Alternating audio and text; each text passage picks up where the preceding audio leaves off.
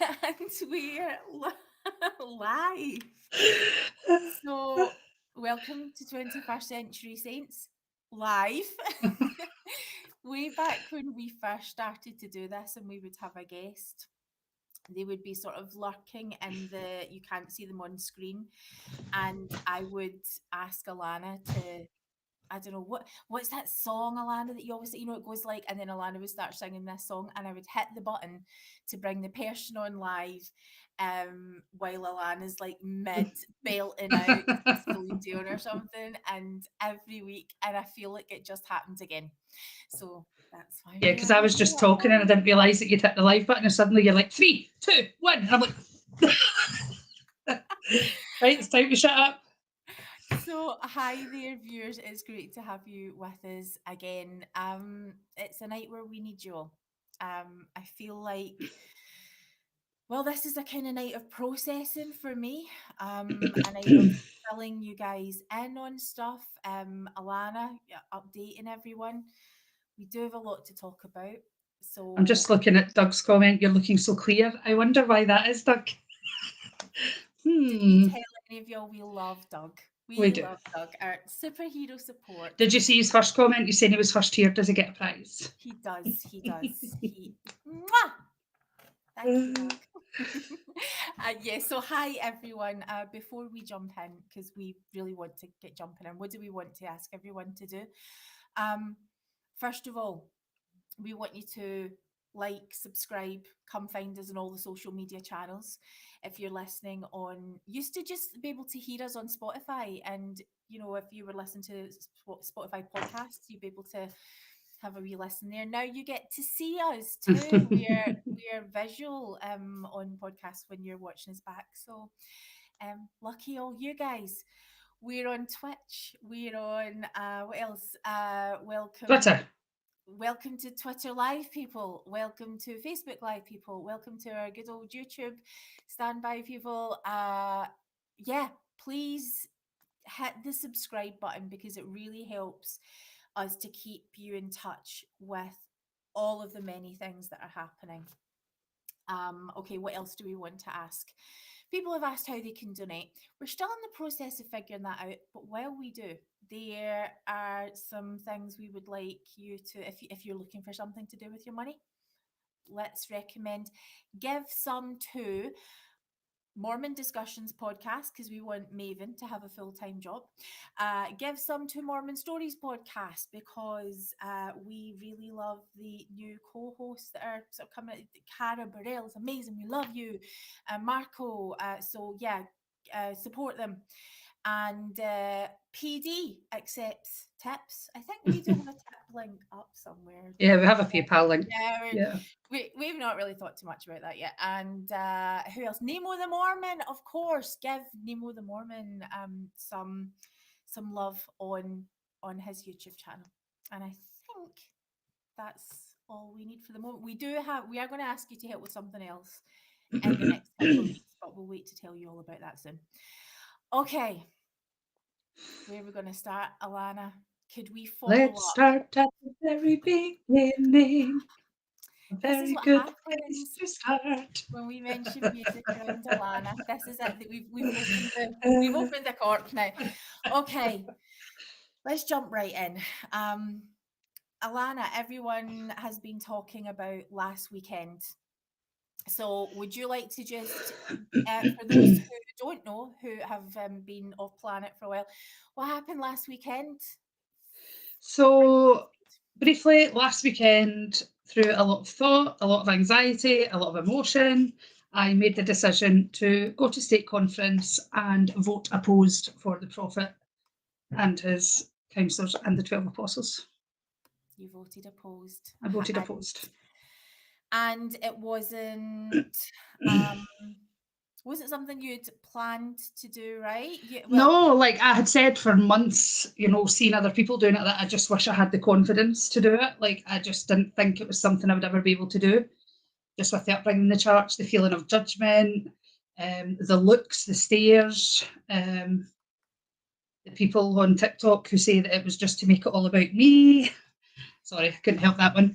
You know, and again, it's just people who don't know me who make negative comments. You know, they don't know me as a person. They don't know how difficult a thing that was for me to do. And it definitely was not about me. I did that for other people, the people I love and care about who have been hurt and caused pain and turmoil through the church's actions and the way that they behave towards people. It was nothing to do with me. I mean, you know, I know nothing of the recordings. I've said that, you know, was not me personally who recorded. So if you want to make that, to say that that was about me, fair enough. But it couldn't be further from the truth. It would not have bothered me one whit if it hadn't been recorded. So just know that I did it. Did something that's out of the norm. Did something that's showing to other people that it's okay to oppose. I think that was one of my main reasons is, you know, like I said in the podcast last week, that just because you vote oppose, you know, obviously for me, I was voting opposed to everything, you know, to the lies, to everything. But so say, for instance, that you have issues with LGBTQ, but you still want to stay in the church, you still sustain everything else, that you have a right to oppose just based on that one policy or procedure or whatever you want to call it. Procedure's not even the right word, but you know, that's okay for you to do that. You're within your rights. They ask the question, any opposed? So you have that right. And so for me, that's what it was about. It was showing to other people that it's okay to do it. Because we've been in a church where all my life, I'm 40 now, and I've never once seen anyone oppose in a meeting. We've got a question on the screen before you answer that, Alana, while you are framing your words. If you want to see what happened, um, go take a look on Priesthood Dispatch's TikTok channel. He's got, and he's, okay, It's so all on him. here's the thing. Priesthood Dispatches, if you haven't tuned in to Priesthood Dispatches work, there's a reason why when we have Priesthood Dispatches on, we go a late night episode. We put out the disclaimers and the warnings. It's an after dark episode because it's Priesthood Dispatches. So in keeping completely with his character, he's a wee bit cheeky. You know, Yes. It's funny. It is funny.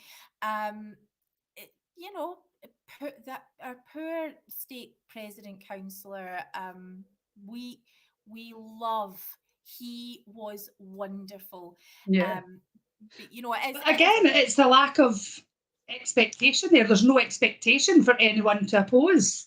You know, they're not trained to know how to deal with it. Yeah.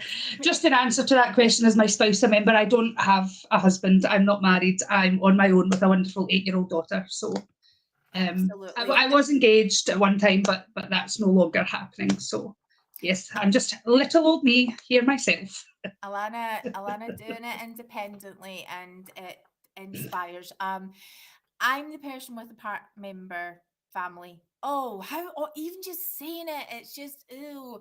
Yeah, my husband has never been a member of the church and thinks it's all a bit mad, really.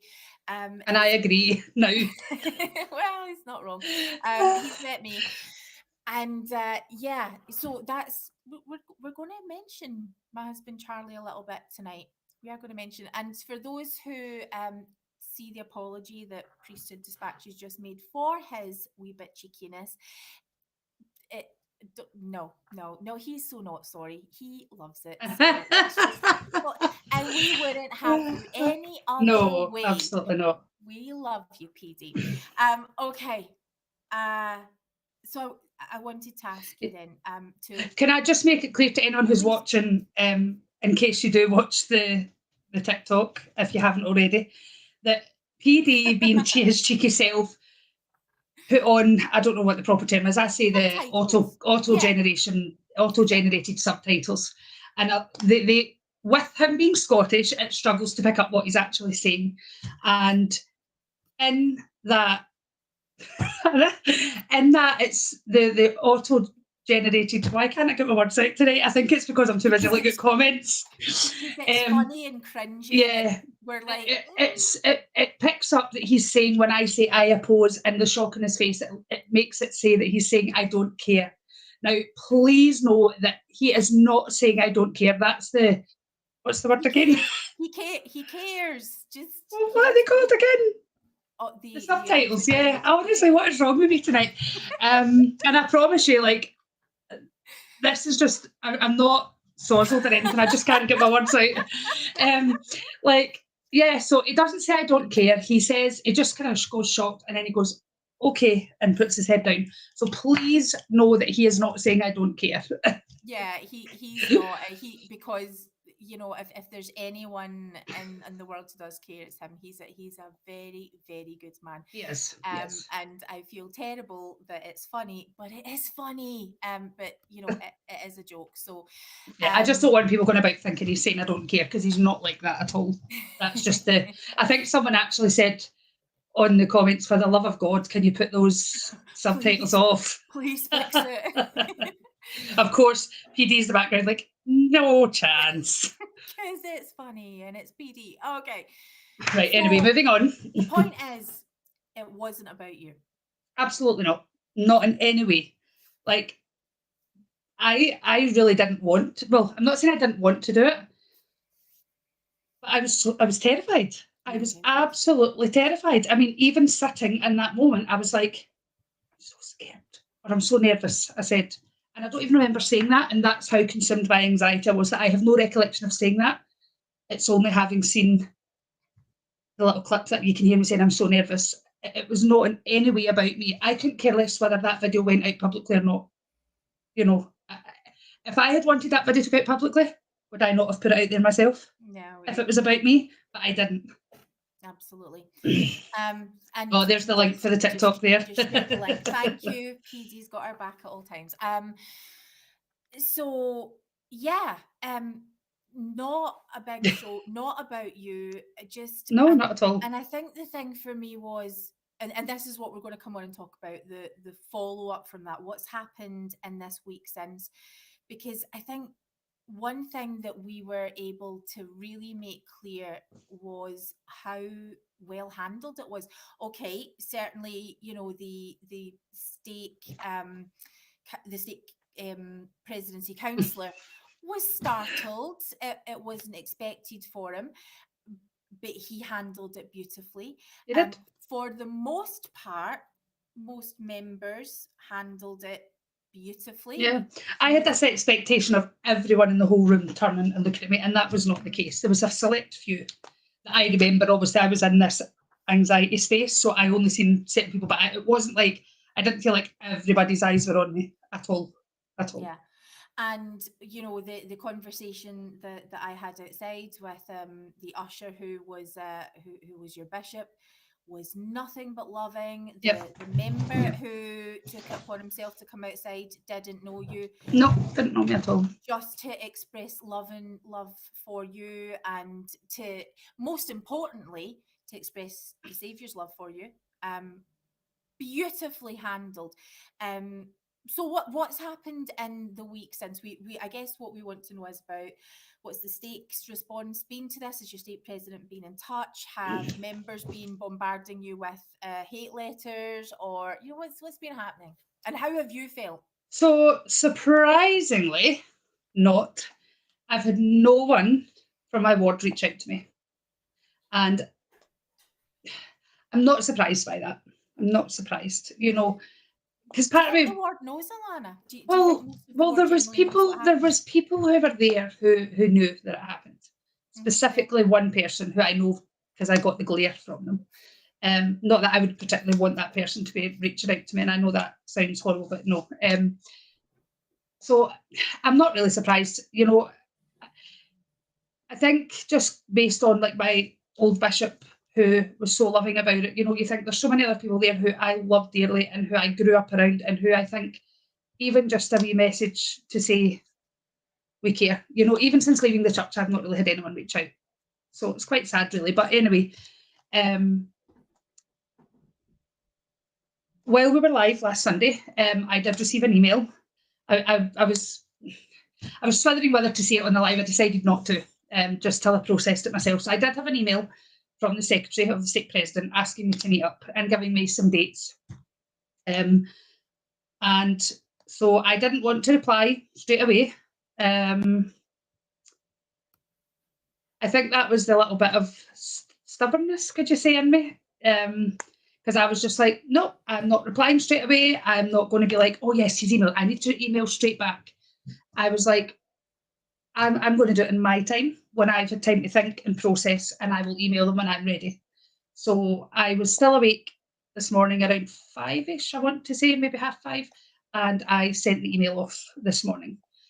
So as to tonight, I've not heard anything back, and I wasn't expecting anything back because I did state that due to childcare issues and things that, the state centre's about a half-hour drive for me. Let's just be clear. So the state president reached out Wants to meet. asking Well, to meet. he didn't personally, his secretary did, but obviously it's him who's wanting to speak to me. He's wanting to speak to me about my reasons for why my opposing vote happened.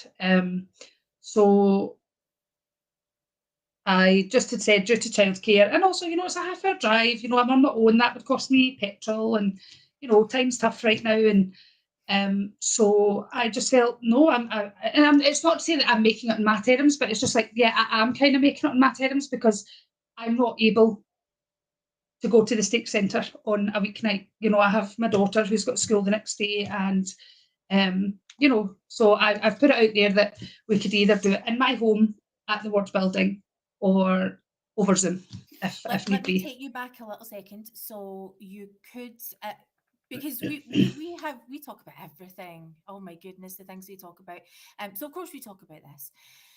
You could have. Sorry, declined. I'm really warm. You're allowed. I am really freezing. We have a husky who's like. Well, I've had my heating on all day, so yeah, it balances itself out. Yeah. You could have declined to meet with the state president. Yeah, you had said that to me. You do know that you can decline, but I feel, what's the point of voting opposed? I feel it would be a waste. What's the point in voting opposed if I'm not wanting to actually speak up to why I vote opposed? Because then it means nothing.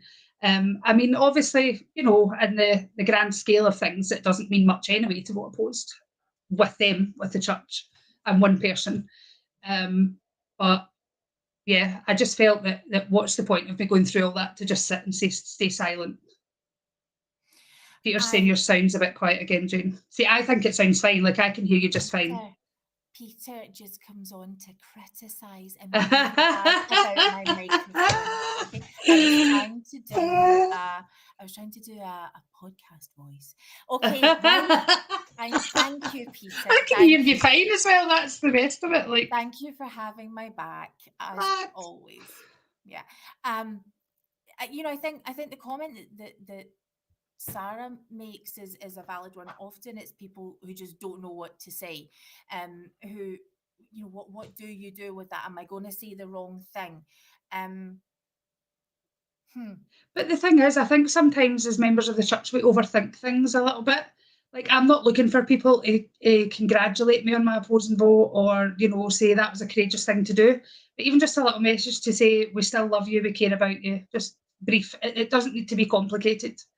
There's one person specifically in my ward who I won't name, who even throughout the whole pandemic has always been there. Like, when she's seen that I was having to isolate, well, not me personally, my daughter was having to isolate due to close contact, straight away she's messaged me, do you need anything? And at that point, thankfully, I needed some milk, and she stays in my village, and she went and picked me up some milk and she dropped it off. She's been great, the whole time. But she's not someone I grew up with. She's not from my ward. She moved into the ward a number of years ago.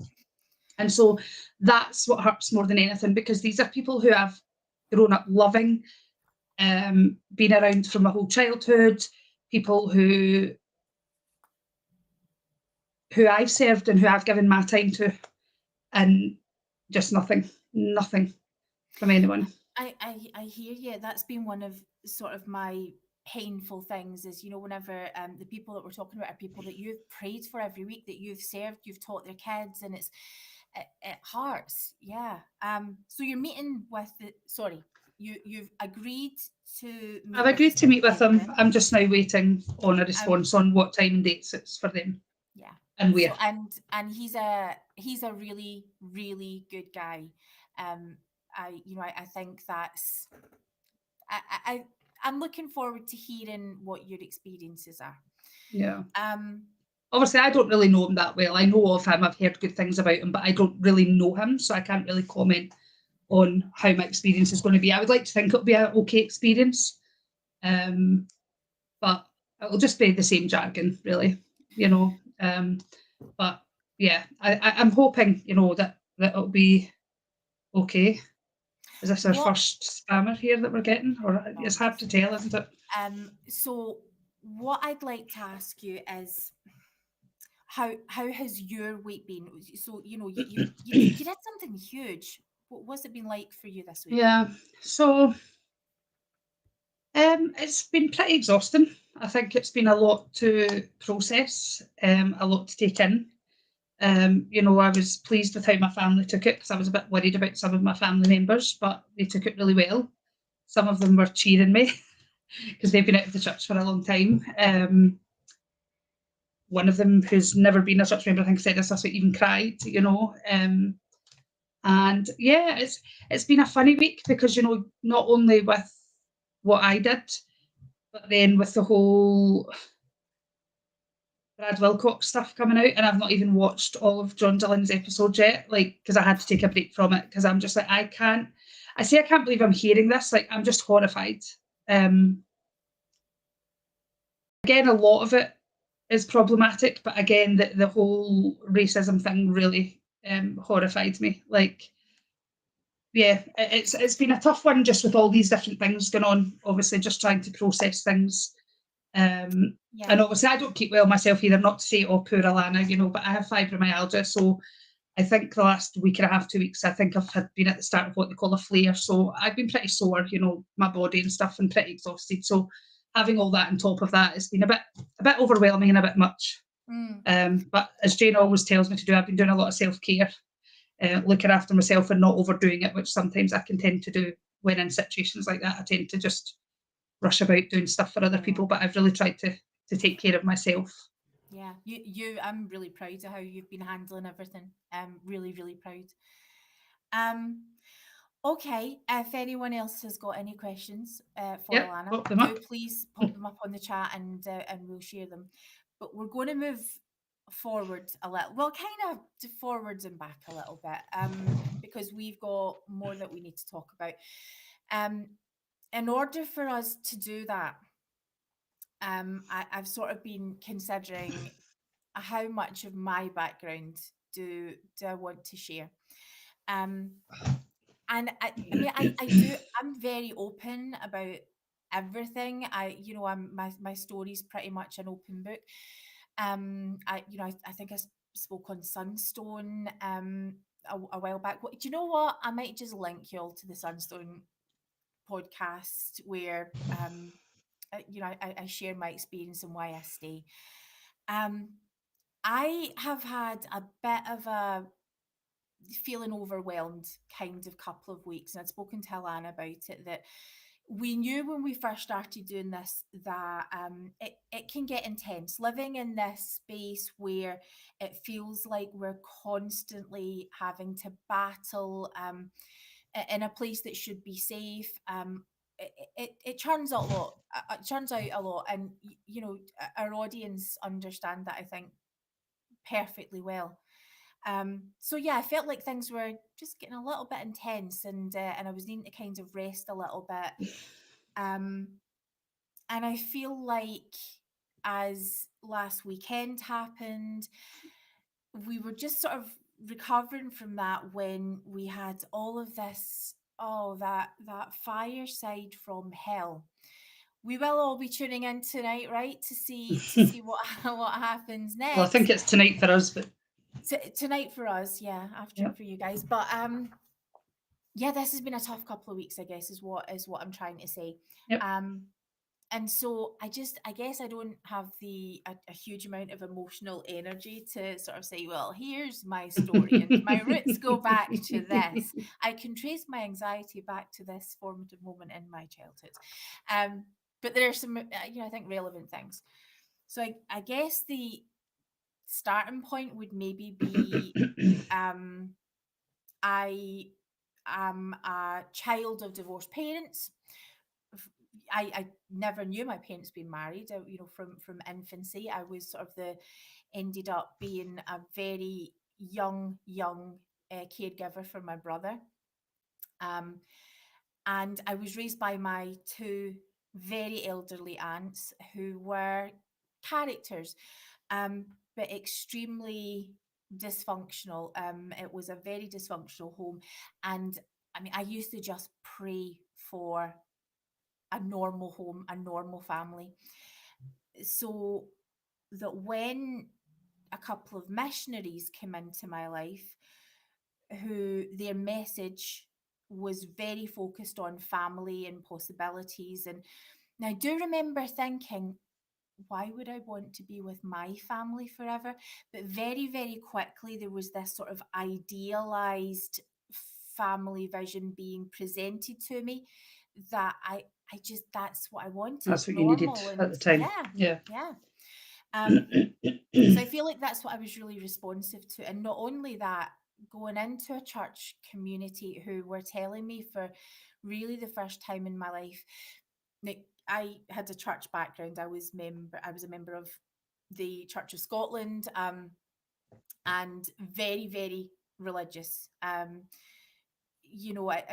deep faith, that I don't quite know where I picked up. And I was an infant whenever I was like praying when I was 4. Don't know where it came from, but that was part of my identity. So this was something that coming into a church that I'm hearing for the first time in my life, that I am a literal daughter of God, that my value was really, really important. And I just wanted to hold on to that. I wanted to hold on to the vision that this church and the people in it had for me. Um, Everything seemed just so positive. Yeah, I think obviously I've heard just from different people's stories that I've listened to regarding converts. Like I've heard a lot of people saying that it's. I'm not saying it's intentional. I can't really comment on that, but it's like it seems like they seem to target people who are in those positions who need that family connection, that community connection, because they're not getting what they need at home. And I'm not saying that's the case for everyone. I have heard a lot of that from different people's stories that they feel they obviously Yeah, missionaries don't know when they knock on someone's door who they're getting, but I feel like possibly as it goes on down the line, they're like, they know oh, how. Yeah, they know how to tailor that message, and they were on the button. For me. So, but what I feel that it did was it set me up to be the kind of person who is ripe to be abused. Alana, you too. I think particularly young women. So we look for a temple marriage, and that we have this sort of structure in the home where our husband is going to preside, and you want a husband who's strong in the gospel, who and you want to keep them strong too. Ideally, a return missionary. By the, yep. we've actually got a full checklist here, And who's but prepared and ready to multiply and replenish the earth. Don't forget that yeah, part. exactly. And the role then that we will fulfill within that is to make the home happy, is to raise happy children, make sure our husbands are happy. The manual at the time, I don't know if anyone has ever taken a recent look at the Latter Day Saint Women part A and B, is a cracker. When we're on the phone, we can quite easily be dusting before your husband comes home from work. Run a comb through your hair and put some lipstick on. That this Yeah, kind because of us women are very good at multitasking, right? Oh, absolutely. That's it. Lots of great things in that book, and this was the I think the key for me with church was the beautiful, beautiful messages, helping me to find a language with which I could better connect to God. I felt that it was better for me. That I could have a sort of deeper, richer, more intellectual, stimulating connection with God than I had found in my previous faith. Um, and my previous faith still does a banging good job. I go back and worship with them whenever anything's going down. Um, how they do music and stuff like that. We could really learn some lessons there. But so the church was presenting this wonderful thing, but I feel like I became this vulnerable, desperate to please, weak person. Um, it would affect, so I when I was a kid. I was like what, 16. Yeah. I met my husband. We got married. Non-member, and yeah, as the kids came, so we have. Uh, Let me think. So at this point, two kids. We divorced. Sorry, we separated. We didn't divorce. We separated. Um, and my husband, Charlie will sort of tell you about the kind of person that he was. That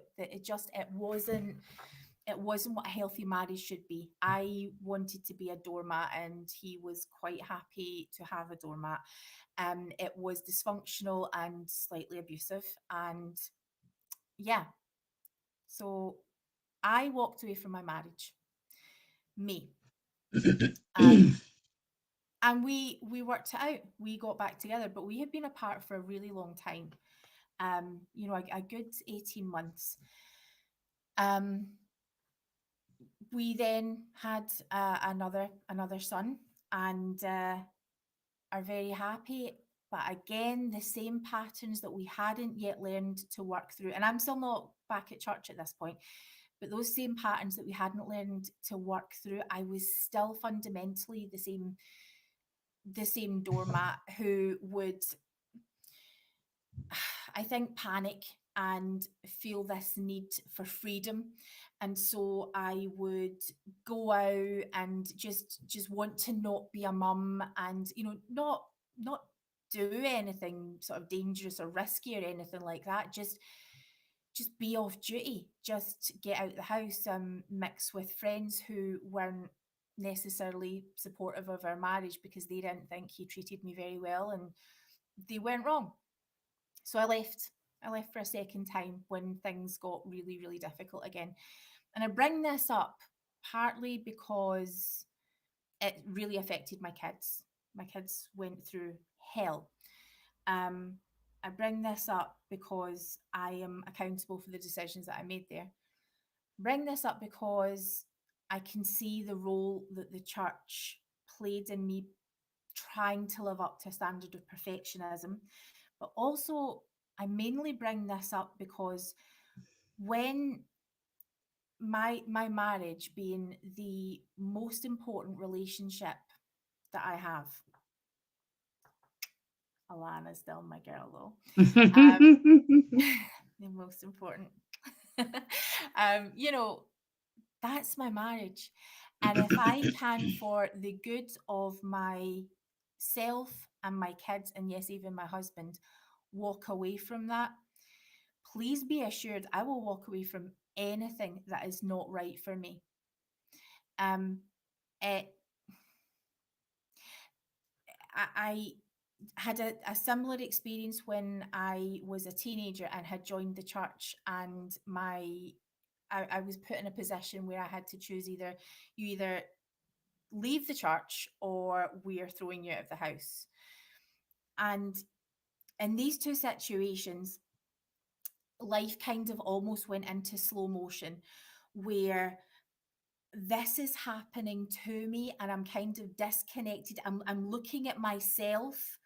Um, I'm looking at this happening to me as if I'm completely, I'm a viewer in this story, and knowing what I'm going to do and thinking, it would be so much easier if you would just, my dad would continually use the phrase, you have to learn to play the game. And I didn't want to play the game. The game did not help me. It helped him. It helps people like him. It helps authority and people who don't want to make changes. But screw your game. This is not helping me at all. So, and it feels like you're jumping off a bridge. So when I left home, when I left my marriage twice, that was the feeling of jumping off a bridge. In my church life, I chose to come back to church when, so it would be 15 years ago now, when I felt like my oldest son needed faith in his life, and I felt like the best way to get that was, let's invite the missionaries over, and of course he converted to the church. I got back together with my husband for the third time, and we've been together for 25 years. Everything is now very, very healthy. We put the work in. And this is the important thing. If we didn't put the work in, the same thing would happen. There would be no point. There would be no point in doing it unless both of us are putting the work in to make sure that toxic patterns of behavior stop. Then we cannot do this. I will not do this. Similarly with family members, I didn't realize that my dad was abusive until 5 years ago when, you know, something so simple happened, and I'm calling Alana at 12:30 at night, in the morning, and I didn't see this happening, and I'm like, Alana, this has been happening for years. How did I not see this? And it wrecked me. And I will not let anybody wreck me like that by choice just because you're happy living in toxic patterns of behavior. When I came back to church, and I've spoken about this a lot, I I'm annoyed because I used the phrase "I'm not coming back to play at churches." Thanks for ruining that, Brad Wilcox. That was my thing, like I'm not here to pretend or just go through the motions or play the games that the kids play Yep. where they're playing teachers or churches or bishops. Also, let your daughter play at passing sacrament because maybe one day she will be able to if you all can just get a bloody grip. So moving on. I I didn't want to pretend I was going to be this was going to be my life. And this has become my life. And it is fascinating and exciting, and there is so much to whether you love or hate or are complex about church history, about church doctrine, whether you want to rip the Book of Mormon up and put it in the bin. Oh my goodness, it is fascinating. um Not just that, but the kind of person that I learned that I could be, the kind of language of heaven and of connecting with God are things that I can really, really relate to. Except what I'm not okay with are the patterns of toxicity and abuse that we can see. So whenever I'm returning to church, I'm like, where is everyone? Everyone who was here before when I was a teenager, where did everyone go? And they were like, what? No, everyone's here. And that didn't make any sense to me. And that statistically I wasn't going to make it, that my family was, my husband's not a member. My kids have got are in a family where their dad's not a member, so statistically they're going to leave. Statistically I'm going to leave, and statistically more people in this world are going to leave. Now if you are all here and the same answers that you've been churning out for all of these years are not enough to keep people in the church, then there's a very good chance they're not going to work for me either. So I created my own support, knowing that my word might not be enough. I found my own support, and that was through going on to places like I don't know if any of you all remember the old Yahoo Answers. There's a religion and spirituality section, kind of baby amateur apologetics. But I learned a lot there, and I became friends with a core group of believing members of the church who were just, we're still friends today. And not because we're believing members of the church. People became more nuanced and things kind of changed. A couple of people did leave, but these are still my friends. And that support has been huge.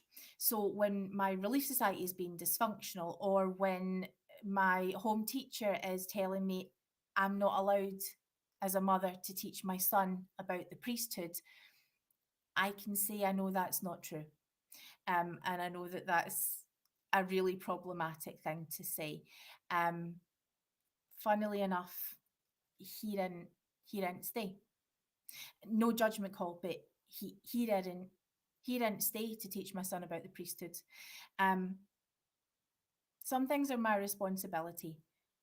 When it comes to my spirituality, when it comes to my religion, my faith, my family's religion and faith, that is 100% my problem.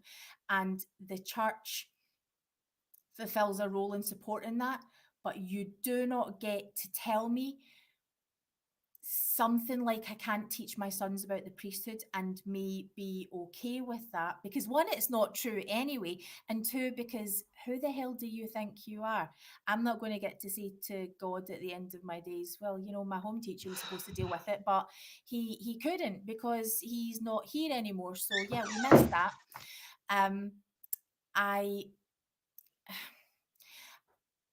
I know that this and when I say my families are part of my responsibility, it's on them. My kids don't go to church.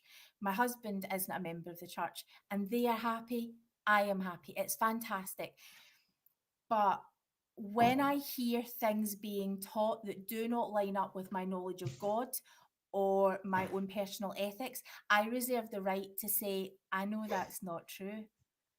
And I generally, up until I would say maybe 6 or 7 years ago, I would just keep it in here.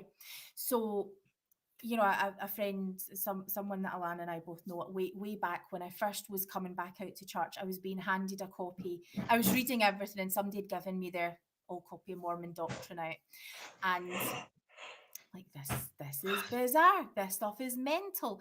So I'm reading through Mormon Doctrine, and we're having a conversation with the person who loaned it to me, and I was like, some of the stuff in here is a bit um controversial. And she had no clue what I was talking about. um and I'm like, well, there's a bit in here that talks about how being vegetarian is kind of like a kick in the nose away from apostasy. And she was like, oh, you can't say that, we've got a member of the church who's been vegetarian for many many years, and like, that's not. And because we don't say that out loud.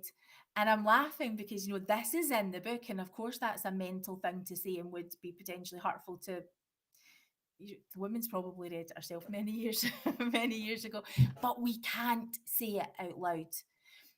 And it was in that moment that I realized that church isn't a safe place for us to say what we really think out loud. Even if it's something that's been taught by leaders, if it doesn't make sense to you, then we can't acknowledge that. So I can keep it in here. As Relief Society started to become uh as my friends and I just grew up in life, as we start going through our own challenges and problems, and the same things are being spoken about every week in Relief Society, and it's not helping, and it's just perpetuating this standard that we have to improve each day and just keep on doing. If you can just do a little bit better today than you did yesterday, and that isn't. Well, why do we have to do better every day? Like, why can't we just be as we are and as we can give? Like, that's one of the biggest issues that I've struggled with, as I've said multiple times, is never feeling good enough. And that's part of the Yes, reason for that, that because is. I never felt that I was doing more or doing better. Not to say that I didn't see myself as a good person.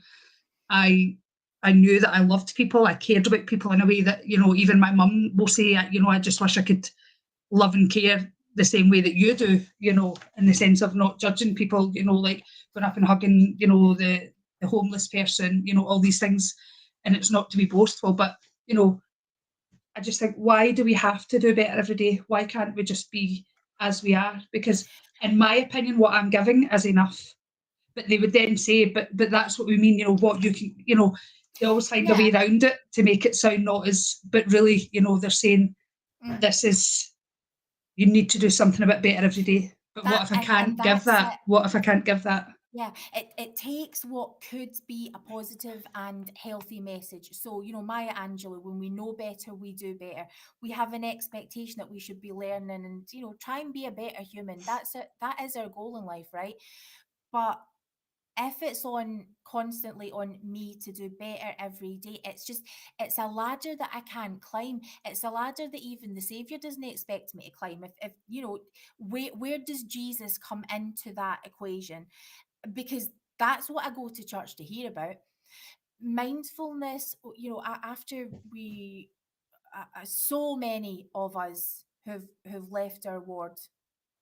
In fact, I don't know one person who's left our ward who isn't having mental health struggles, who's had to deal with this toxic perfectionism, Yep. where we now understand that there's a better way, which is accepting who you are, where you are, and knowing that God loves you where you are, and that right now, in this time, you are enough. That message, remember, Alana, it used to kill you. You Yeah. would hear someone saying that, and it would, because you're not hearing that in Yeah. church. It took me a long time, didn't it? Like I'd say I'm in a much better place of accepting who I am. I still have little issues. I mean, who doesn't? You know, but it just took me a long time to reprogram that in my mind that I am enough as I am. Mm. Faults, failings, and all. I shout at my daughter, and then I beat myself up for it. But I realise it's life. I don't know that any parent could say that they've never. Well, people will say it, but whether it's the truth or not is another thing. But it's like I just always felt like even you remember the conversations we had where I'm just like, I'm the worst parent out. Why can't I be more like you? You're so patient. You're so, why can't I be this person? And looking back, I think, how horrendous must that have been for me to be dealing with all that in my brain? All that going on. I'm a rubbish parent. I'm not a good person. I Yeah. don't treat people. I don't know this. I can't do that. And to think back on that, to how much in my mind, no wonder I've got mental health. And Obviously there's other things that impact yeah. that, but that's a big part of it. And it's took me a long time to get to a place where I think, do you know what? I'm not perfect. I'm not the perfect parent. Mm. I'm not striving for perfection. I'm going to try and be just who I am every day. Mm. And I'll admit, like, if I lose it a little bit with Daisy, I'll own it and I'll get her later and I'll say, I'm sorry. I know mum shouldn't have reacted that way. Let's try a bit harder. It's taking that ownership for your mistakes, but not to the extent where it's detrimental to your That, health. and that can, that isn't that what repentance is, um just to put that in perspective, you felt like that so much that, so Alana lives like, what, more or less 2 3 streets away. There's a hill, and Yeah. we're each on Yeah, I top of can the be hill. there in like a Like, minute tops in the yeah, car. Like it's we not far. we can semaphore each other if we had to. But Alana would show up on my doorstep, in the morning, just wrecked, cry, like, not even cry, like, Sobbing. yeah, Shoulders and like, all. that you were awful and not coping, and you were this, and why can't you be more like, and, oh, I'm so sorry that I'm bringing it to you, and you're like, no, no, no, no, no, no, no, wait. And so much of that was being perpetuated by what you were being taught at church. Now, this is the problem. It's not saying that church is teaching all of this. Yeah, okay, it is. And you've been through a lot. We're predisposed to think about ourselves maybe in certain ways, but when you hear messages that are constantly reinforcing, uh, exactly To like our Mormon strive friends for and Phoebe say, perfection, really, isn't it? That's what we're taught to what strive. is, Although yeah, we're never going to be perfect, but to strive to be like God. So that's a big onus on someone's shoulders. absolutely. Because what if, and this is my story. What if I'm too tired to keep bloody striving? I am trying to make it through each day.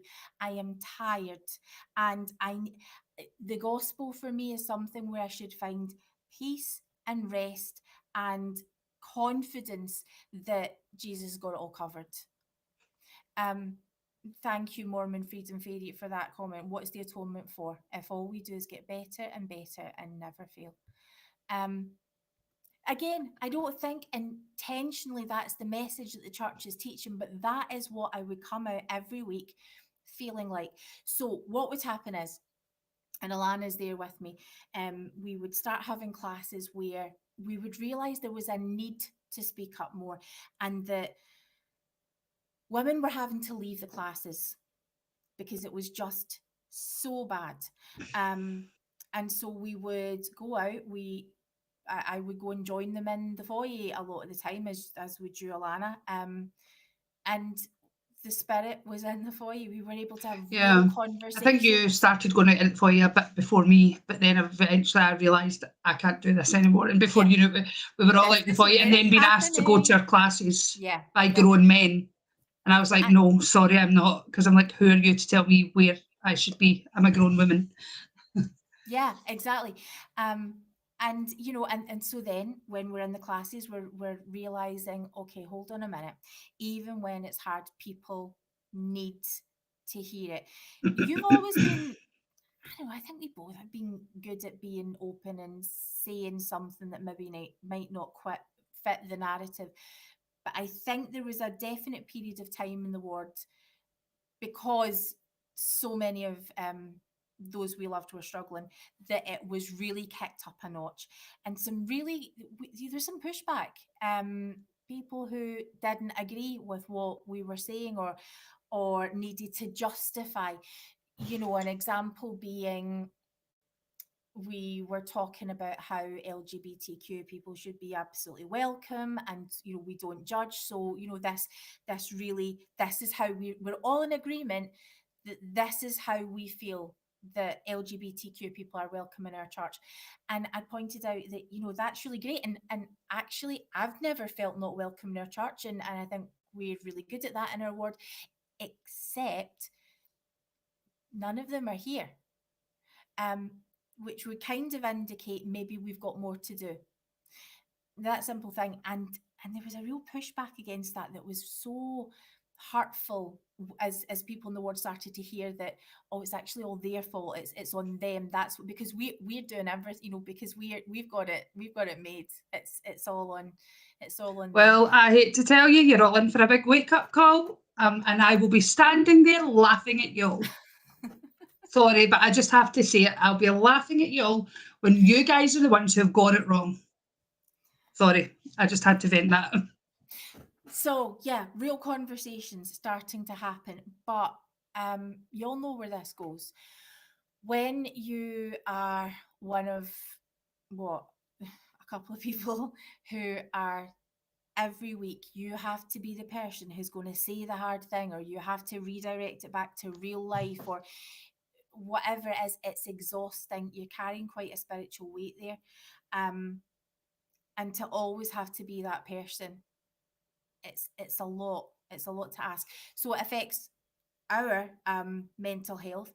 And then church becomes, you suddenly realize that it's not safe.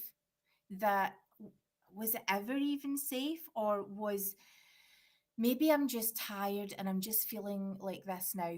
But then the church anxiety kicks in, and at some point you're realizing that, oh my goodness, these lessons that I used to get comfort from, they're making me feel worse. That I'm coming here to find Jesus. The buzzwords, taglines, posters, all of this stuff, come unto Christ. Why do we keep talking like that? Can we just be normal?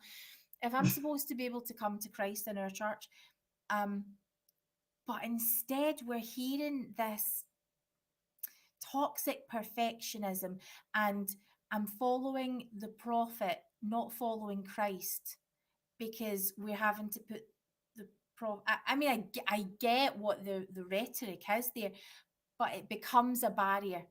Uh, so anyway, this is where church was. And so yeah, when COVID happened, I had already not been going to church for, I would say maybe about 9 months, because I've got a disabled son who was up all night, and I just couldn't do early morning church. I resent the fact that our church is so early that, I mean, it's not so, it's 9:30 a.m. Yeah, but it used to be 11, right? Which was a sensible time. And, which is the time then all it the got other earlier and churches in earlier. Scotland. Then Yeah, it was yeah, 9 o'clock. And then, they thought for me, with someone having fibro, I remember my bishop saying at the time, oh, you'll be pleased with the 9:30 change because I know mornings are hard for you. Like, do you think half an hour is going to make all the difference when I've got a daughter with difficulties and has meltdowns and things, when I'm trying to get up and get myself ready, get her ready, dealing with the meltdowns on my own and trying to get to church for 9:30?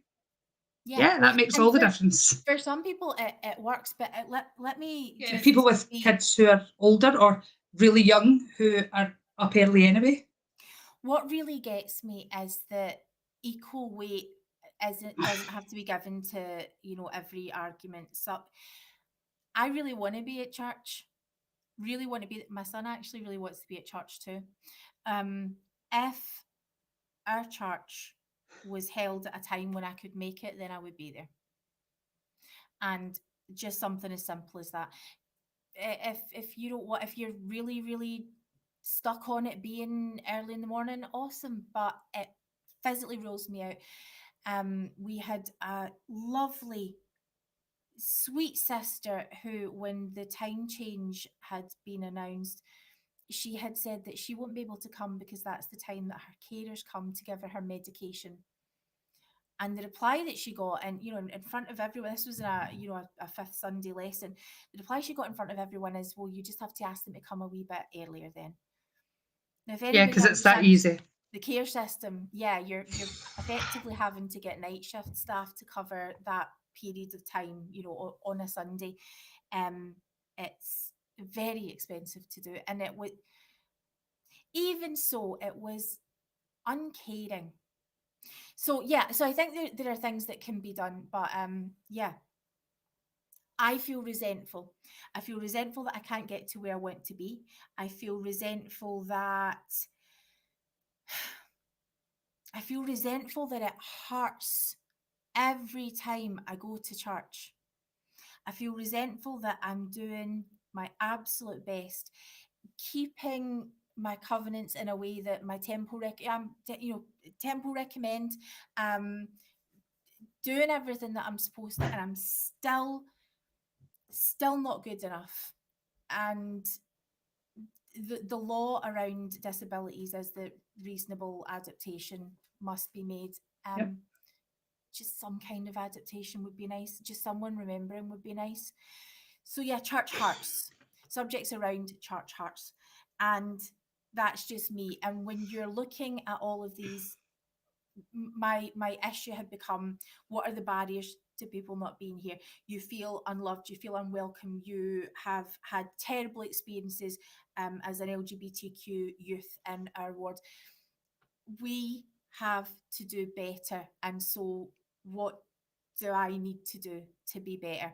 And if I can work on what I'm doing, then hopefully maybe there'll be some kind of example that I don't know, but maybe I can just play my part. When the missionaries then had when was it, in lockdown? Okay, let me just quickly tell you about this experience.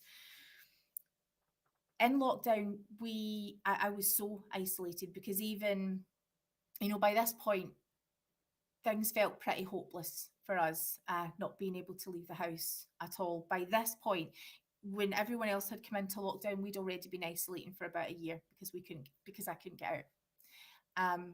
My son now crawls around the house because he can't get out to walk. Um, it's not good enough. And is it okay if I carry that anger inside? Because that's not the way life is supposed to be for him. And I'm having to become a warrior. I'm having to speak up and tell people categorically when you need to do better and you need to step up and this is your job and why are you not doing it? It becomes hard to switch that off. I've also learned that you burn out a lot. So when the warrior ethos happens, then I'm going to own it while I have the energy to do it and while the fight is here. Okay, we're good to go. So COVID happens and I get onto the word page and I'm like, does anybody want to, jump on and pray? Have a prayer. And at this point, Community of Christ, I've been meeting with them every Sunday. They have regular worship sessions. So many other churches have. I'm having to go to other churches to find spiritual nourishment. Does anybody want to pray? And the response we got, And Alana, I can was you even remember? willing to do that at that point. Yeah, can you remember what was Was said? it not something along the lines of all we pray in our own families? Yeah. So awesome. So they didn't need to until church leaders eventually sorted out way into the pandemic that we could watch sacrament. We, as women, can't participate in it. No, no one offering to bring sacrament. A few people asking, has anyone offered to bring sacrament? No, still no. I am so angry. Um, so when the missionaries had said, look, we'd like to do something to try and bring the word together, and that was going to be online, put in the work, wanted to support these women missionaries, and nobody showed. And I was so angry. And I thought, well, okay, if hearing the missionaries' message about how digital is the way that they're ministering these days and that's effective, I've put all of this work in. You know what? Alana, do you want to do a podcast? And that is literally what happened. That's how we came to be here. We wanted to talk about the things that we, that would have helped back in Sunday school. We wanted to talk about the hard stuff.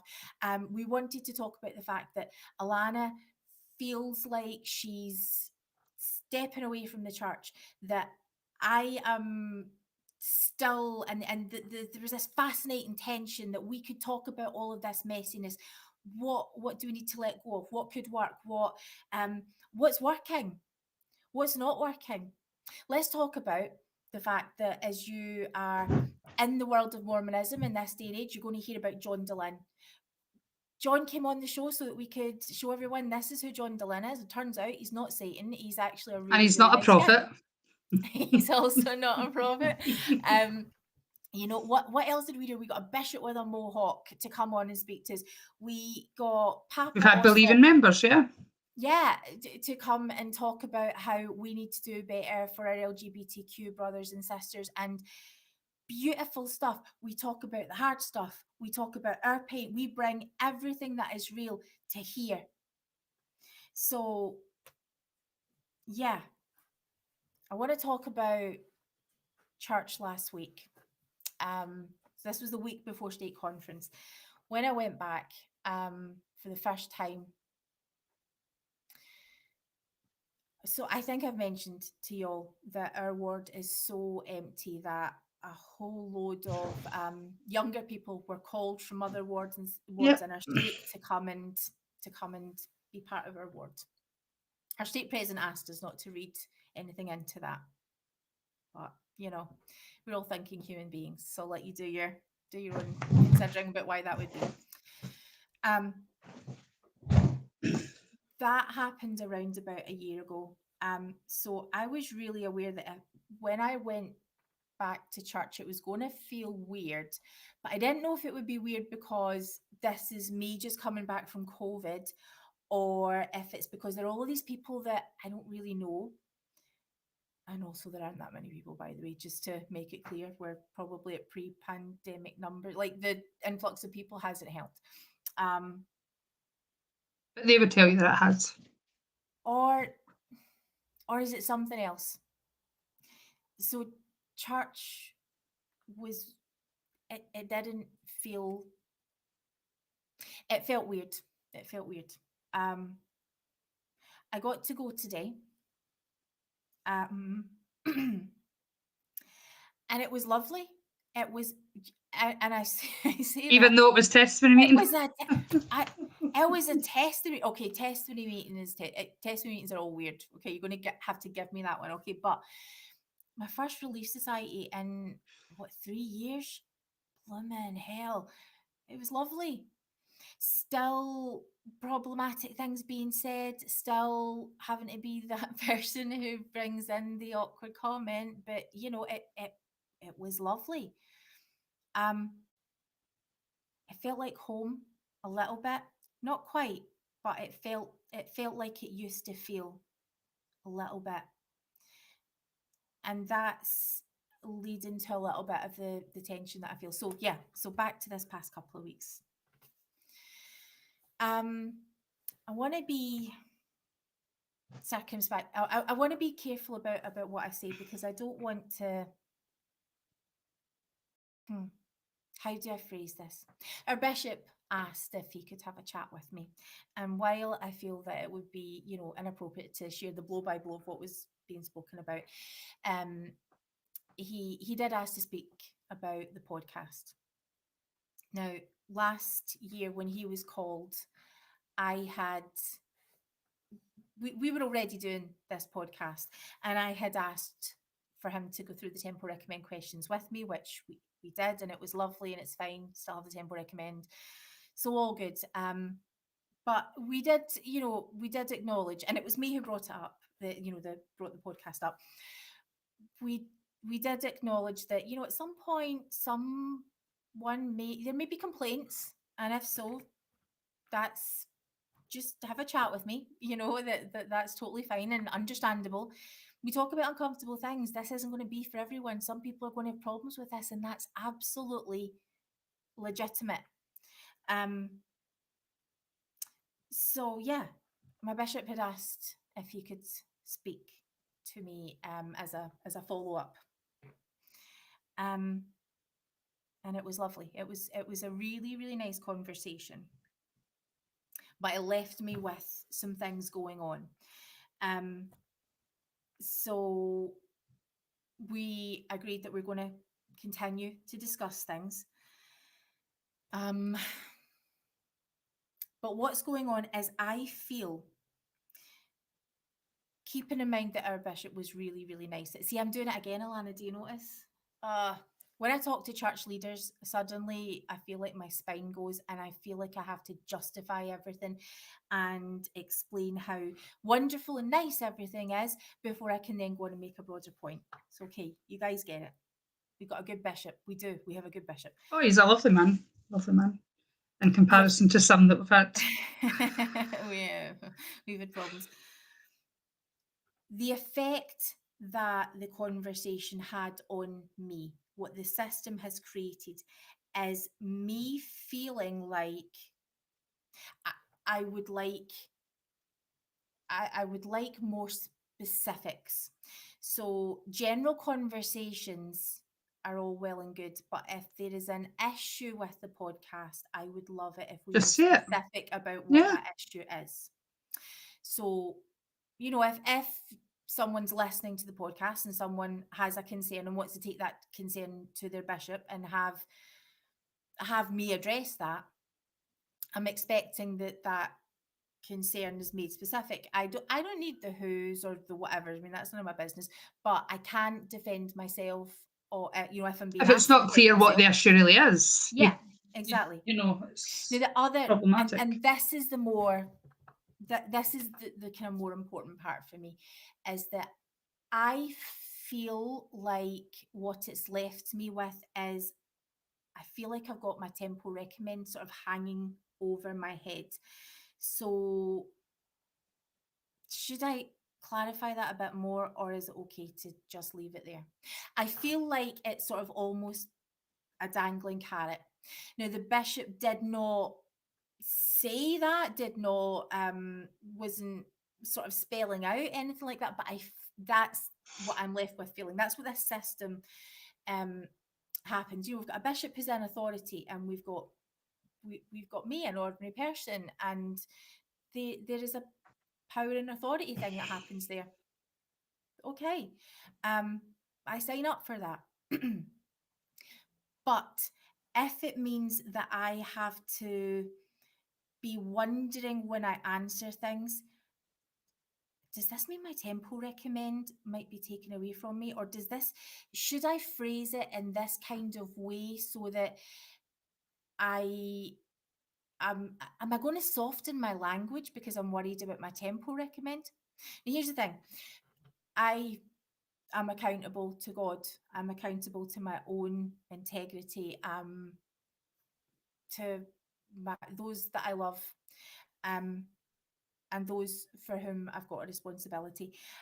I don't need to be accountable to my bishop to answer those questions in a particular way, but I choose to engage in that process because I feel that ultimately it could be beneficial spiritually.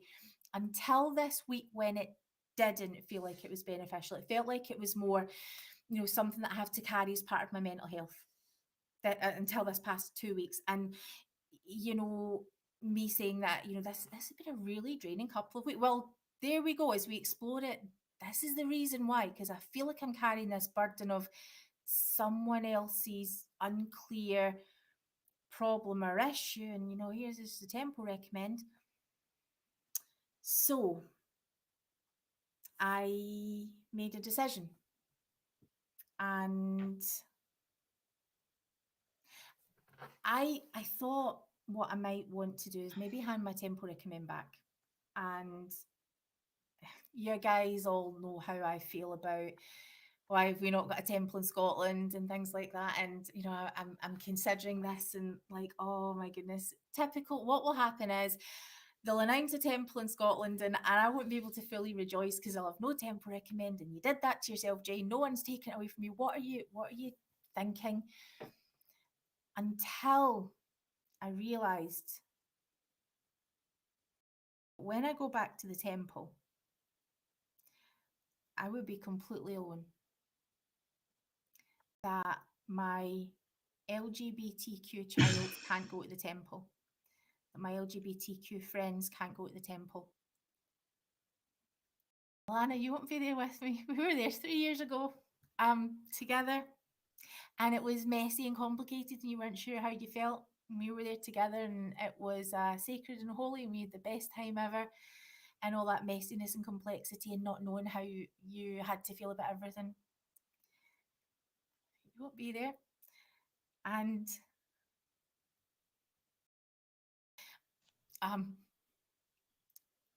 Peter Blakely, you will not get to be there because they told you that you can't even be a member of this church anymore. Nemo the Mormon, you don't get a temple recommend because you don't sustain the prophet, and you won't be there. And that's not going to get fixed overnight, because here's the thing, I really, really believe that the living church, one of the most exciting things I find about our church is that it's a living church, that there are these possibilities for revelation, and that all of these things could happen. So many great and important things pertaining to the kingdom of God that is vibrant and changing and learning and repenting. And I think there is the possibility that all of this can happen and that I can play a part in it. But tonight, I sent a letter to my bishop and I asked him to cancel my temple recommend, because I will not stand in the temple without my brothers and sisters that I love. And that's what I wanted to share with you all tonight.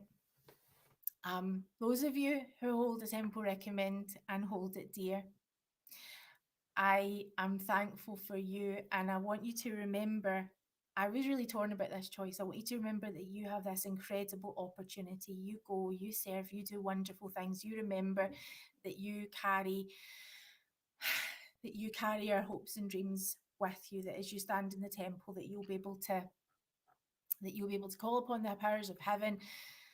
Maybe one day we will all get to stand there together, all of those who want to enter the Lord's house. I choose to wait. I choose to wait until we can all be there together. And I feel that that's the right thing to do. So I wanted to tell you all that. It's hard, it's tough. And I want to especially thank the guys, the Brit Avengers, who, my Alana, my PD, my Nemo, my Peter, my Lynn, my Julian, my Laura. Thank you, because as I told them last week that this is what I was thinking about doing, each one responded with such grace and concern about how I would feel about it, and really making sure that I was thinking it through. Prayerfully, I've decided that this is the right choice for me, and in some small way, maybe my voice will make a difference. Following the example of Alana's, who thought maybe hers might, and yours did. Yours does. Yours continues to. They're asking for a vote in the comments, so that's why there is that. Yeah, I didn't want to say too much as you were telling your story because I get so angry and hurt. See what you've started? For my friend who so wants the church to work, I'm not in that place. I don't want it to work. I want it to fail. And I'll absolutely admit that. And I know that sounds horrible because there's so many people who I love who want it to work. And that may change in the future. I may change my mind. But for now, I don't think they deserve the people who they're pushing out and the people. I don't know. I think my mind's went a bit skew-whiff, as they say. I just think, that the hurt and the pain that I see it causing to people, and especially when it comes to my friend Jane, who is more like a sister to me than a friend, it hurts me too. I always go back to say, I struggle to understand why Jane wants to stay, but I totally respect her decision, and I'm with her, and I have her back 100% in that decision. But as most folk who know me know, you hurt my friends, you hurt my family, then you see a different side to me. And I hate to see the hurt that the church is causing something that I've given pretty much my whole life to, minus a few years here and there where I was out the church. I served a mission for that church. I told people about this wonderful truth out there to then find out it's all a lie. I just think, and I'll say it time and time again, and you're probably going to be sick of me saying this, but just wake up. I've woken up, my eyes are opened, why can't yours be? And I speak to the leaders of the church to see the damage that they're causing to people and families. For a church that is so family orientated, they're destroying families, in my opinion, destroying families. Because in my own family, the amount of mental health troubles and difficulties that have been caused through this church, and it is and has torn parts of my family apart. And that is hard because we've always had such a close family. And in the back of my mind, because of what I was taught, is that's Satan. That's Satan who's doing that. He wants to destroy families. But I now wholeheartedly, hand on my heart, believe that that's the Church of Jesus Christ of Latter-day Saints that's caused that. And I just think I don't want to be a part of that. I can't be a part of that. I can't support that when they're causing pain and hurt to so many people. And they need to fix it. And as our Peter Bleakley always tells, I don't remember facts and figures, but there's going to be no church in the next 10, 15 years if they don't fix it. Well, I guess that takes us to what happens next. I'm going to continue to meet with my bishop. I'm going to continue to go to church when I can, because life with Ronan. But I'm hoping I can get there every week. I'm going to continue to keep the covenants I made in the temple. I'm going to continue to talk about the hard stuff. I'm going to continue to shine a light on the things that we are getting right, like the fact that today people were coming over to preach love and Jesus, and I got to see that happen the previous week at state conference to the individual, and not just getting us all lost in words and systems that are broken. That I see so many possibilities when we as a people decide we're going to do better, then great things can happen. Have you seen the incredibleness that has been lost from the church, from people who have left? If the power, the community, the support, the love within that demographic, as they try to heal and put their lives back together through through this broken system, that is inspiring stuff. And that's the kind of thing that the church needs to be learning from. Listen and learn and grow and change, and be the thing that you aspire to be, the thing that I signed up for. I do ultimately, I like Alana says, I don't know what afterlife is going to look like. I don't know what the form of God is going to take. But I do think it's nice, sort of a nice thing that I like to hold on to is the idea that we can, after this, all be together somehow. That relationships are enduring things. Otherwise, why are we here? Of course, I'm going to love my Alana forever. I'm going to love my kids forever. I'm going to love my husband forever. And that we don't do a sad heaven. I reject that. Um, yeah. So the possibilities and the just the listening, evolving, growing church, that's something that excites me. Yeah, that I Yep. guess is why I'm still here, because of possibilities. And I'll just sit here and not keep my covenants and not continue to go to church and not. Alana, what's the most important covenant that you ever made? Hmm? What was the most important covenant that you ever made in the church when you were like all in and believing, and what was important to you? Um,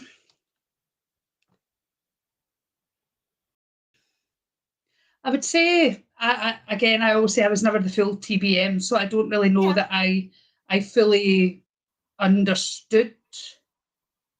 Um, I'm not saying I didn't understand the covenants, but I think the one that was most important to me was to comfort those that stand in need of comfort and stand with those who are in need. That to me was extremely important I could because have told you that, but and it's not. Has that it's changed? I always hate saying that because it makes me sound like I'm this Nope. wonderful person. Like, but I just mean like for me, although it did matter in a way because it wouldn't have affected me if it didn't matter. Like the whole reading my scriptures, praying, like I didn't do that very well. I didn't enjoy doing that. So and now looking back, I wish I hadn't allowed that to affect my life in the way it did. Because Yes. I now realise that I can still be happy, I can still be a good person, I can still live a good life without all of that.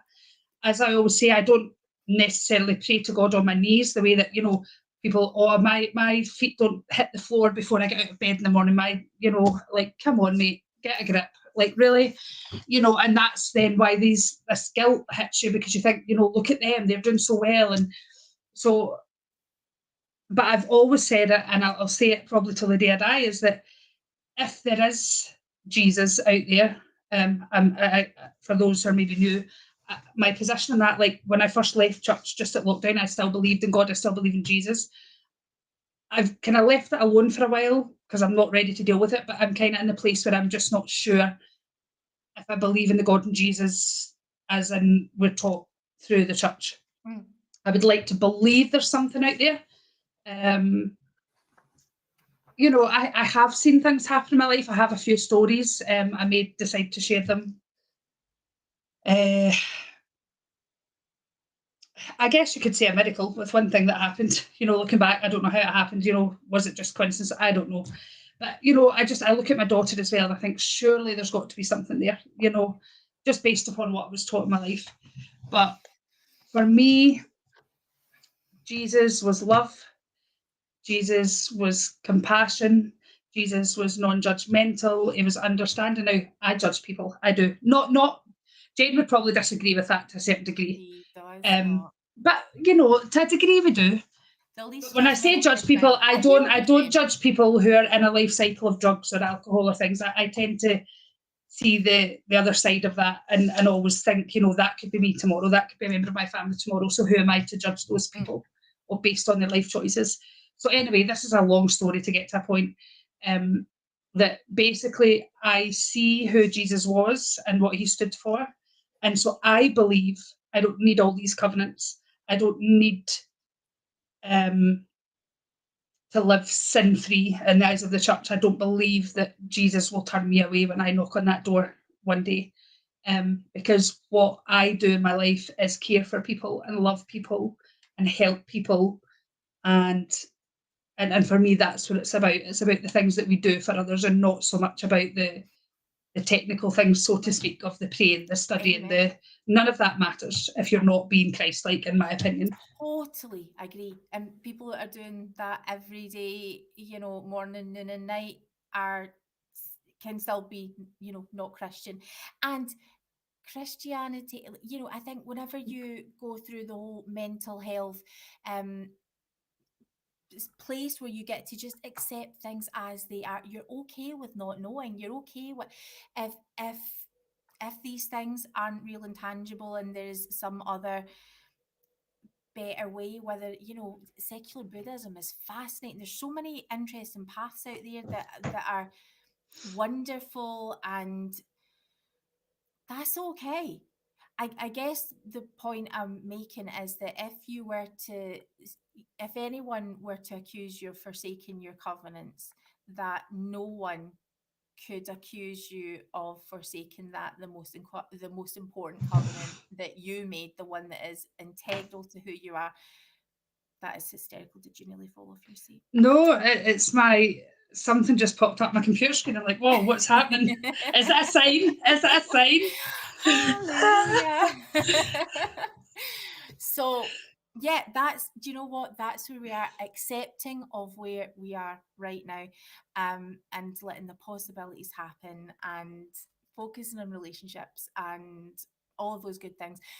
We are, for the benefit of our mental health, going to take a week and a half, I think, off. We're going to be back with this incredible now what are we going to call it, is because it's not quite a presentation, but it's like an interactive thing. Mental health, Thing. That'll do. it's going to be all of those wonderful things, and I am so excited because this person that we have coming on to guest to take us through it all, she's never done a podcast before, and she is amazing, and I can't wait to unleash her on the world. She's fantastic.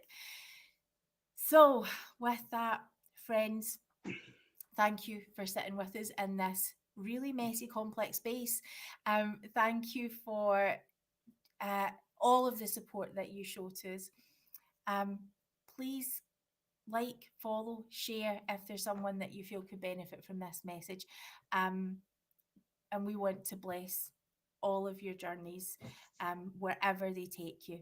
If you need to get in touch, you know how to give us a shout. But with that, we're gonna head on out, and we hope you enjoy the rest of your evening. Remember, take a big deep breath before Brad time. I was just going to say that. I think it's See you in the 12:30 for us chat. UK people. Yep. We will see you online. Love to you all. Thanks. Bye, everyone.